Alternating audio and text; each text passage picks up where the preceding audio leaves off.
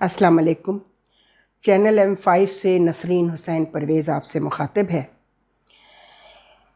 जनाब, नए chief justice साहब ने अपने ओहदे का जो हलफ लिया है और सामने मैंने कभी देखा नहीं कि किसी चीफ जस्टिस के ओथ टेकिंग सेरेमनी में चीफ़ ऑफ आर्मी स्टाफ और DGISI और अपनी बेगमात समेत सब लोग मौजूद हों।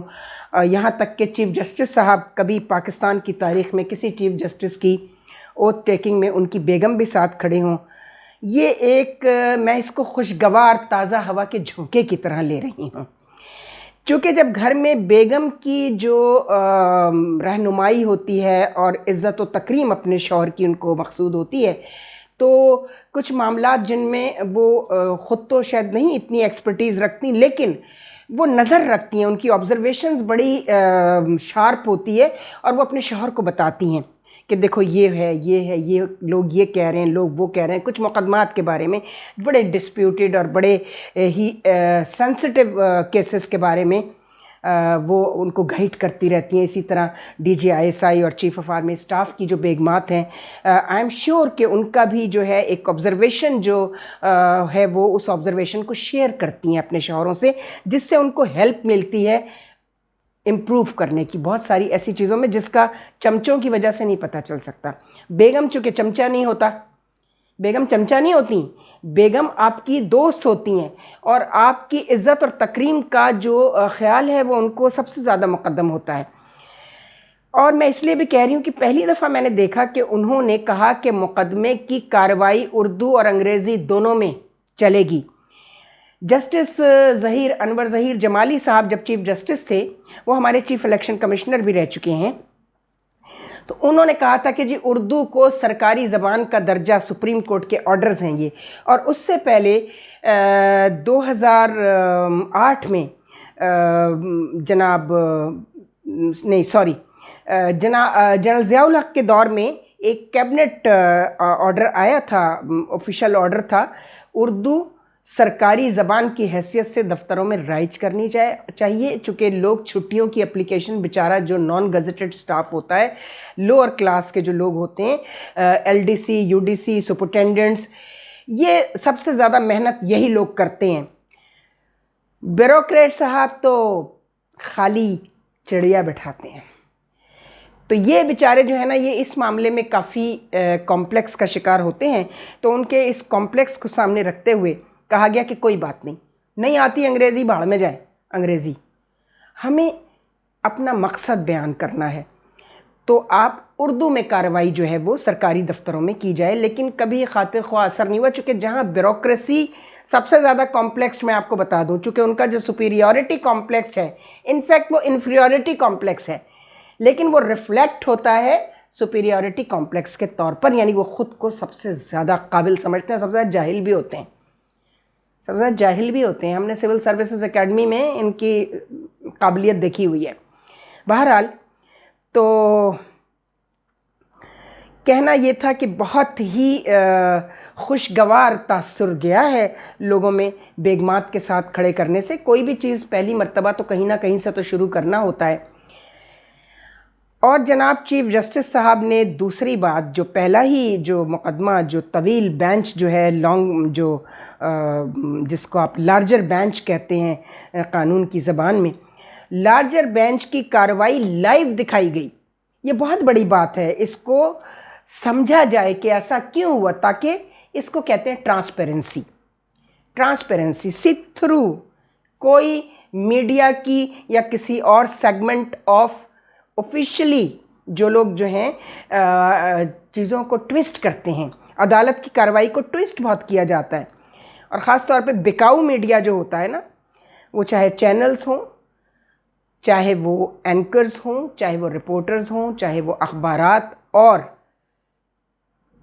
चैनल्स के डायरेक्टर्स हों।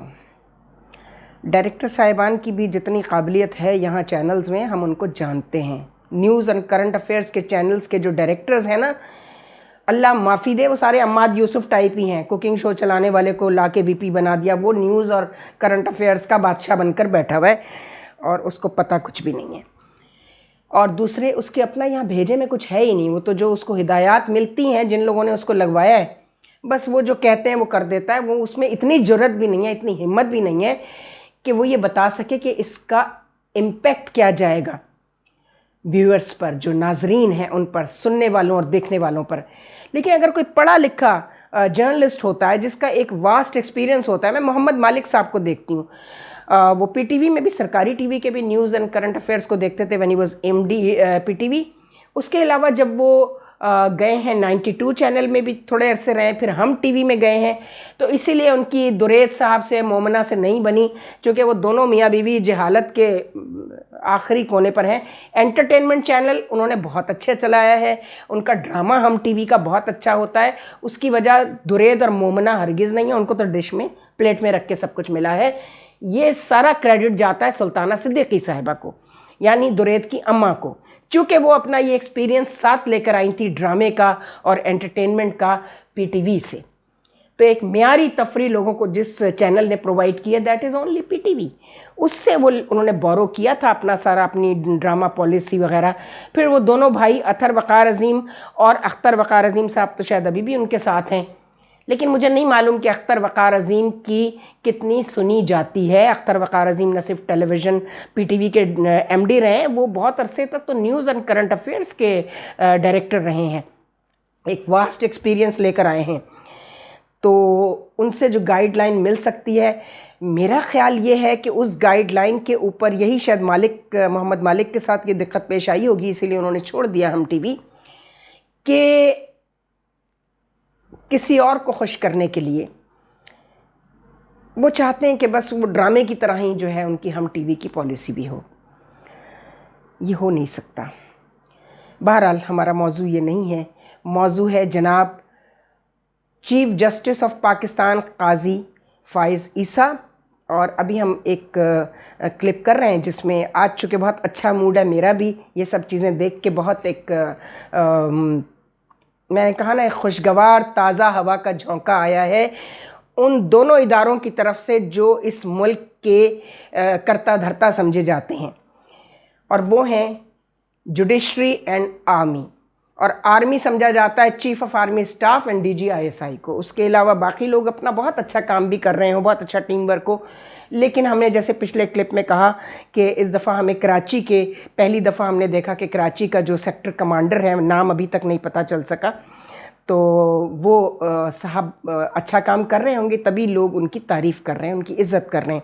اور ظاہر ہے کہ وہ اپنی پالیسی گائیڈ لائن کو جو ہے وہ فالو کرتے ہوں گے جو ان کو اپنے ڈی جی سے اور اپنے باسز سے آتی ہوگی. ورنہ جنرل فیصل نصیر کا جو امپریشن ان صاحب نے, جن کا نام ہے عادل راجہ اور دوسرے حیدر مہدی کینیڈا سے, ان دونوں نے اتنا گندا امیج پینٹ کروا دیا تھا کہ وہ آہستہ آہستہ جو ہے وہ معاملہ مجھے ٹھیک ہوتا نظر آ رہا ہے. اور پورا یقین ہے جناب جو جنرل عاصم منیر نے جوتا بغیر دکھائے بغیر اتارے جوتے والا کام کر دیا ہے نا, یہ جو تہخانوں میں سے بھی پیسہ نکل رہا ہے, گھروں سے بھی نکل رہا ہے, ہر جگہ سے نکل رہا ہے, اور ڈالر نیچے آنا شروع ہوا ہے, آج اس کی بھی خوشی ہے. یعنی چیف جسٹس صاحب اور چیف آف آرمی اسٹاف اگر ایک ٹیم ورک کے طور پہ, پلس ان کا جو پرائم منسٹر صاحب جو ہیں کیئر ٹیکر, یہ تینوں ادارے, prime minister secretariat is an institution it self, اسی طرح یعنی وہ پولیٹیکل انسٹیٹیوشن ہے, اسی طرح عدلیہ ایک جوڈیشل انسٹیٹیوشن ہے. آرمی نہ صرف سیکیورٹی کی ذمہ دار ہے, یہ اس کا کام نہیں ہے, یہ تو اس کو کرنا پڑ رہا ہے چونکہ ہر چیز جو ہے نا وہ قابو سے باہر ہو چکی ہے. تو اس لیے آج میں بہت خوش ہوں. اور ابھی جو ہم جناب جسٹس قاضی فائز عیسیٰ کے حوالے سے بات کریں گے وہ ہمارے نیکسٹ کلپ میں آپ دیکھیں گے انشاءاللہ, کہ ہماری نہیں بلکہ ہم اس پہ ایک سروے کروا رہے ہیں, لوگوں کی سجیشنز جو آ رہی ہیں ان کو اکٹھا کیا جا رہا ہے کہ اب انہوں نے کیا کرنا ہے. سیاسی مقدمات پیچھے, عوام کے, جو انہوں نے ایک بہت اچھی بات کی, جناب چیف جسٹس صاحب نے کہا کہ ہمیں عدلیہ کو متنازع نہیں بنانا ہے, ہم نے عدلیہ کی عزت کرانی ہے. اور ایک خاص جملہ انہوں نے بولا کہ سپریم کورٹ کا مطلب جو ہے وہ عدلیہ کا احترام کرانا ہے، نہ کہ عدلیہ کے امپریشن کو لوگوں پہ خراب کرنا ہے۔ میں وہ پورا ایگزیکٹ سینٹنس نہیں بتا پا رہی ہوں، دوبارہ اس کو میں دیکھوں گی، لیکن اس کا مطلب یہی نکلتا ہے کہ سپریم کورٹ جو ہے وہ لوگوں کو جسٹس، انصاف دینے کے لیے ہوتی ہے، ایپیکس کورٹ ہے، ہائیسٹ کورٹ ہے ملک کی، تو وہ سیاسی ہو چکی ہے۔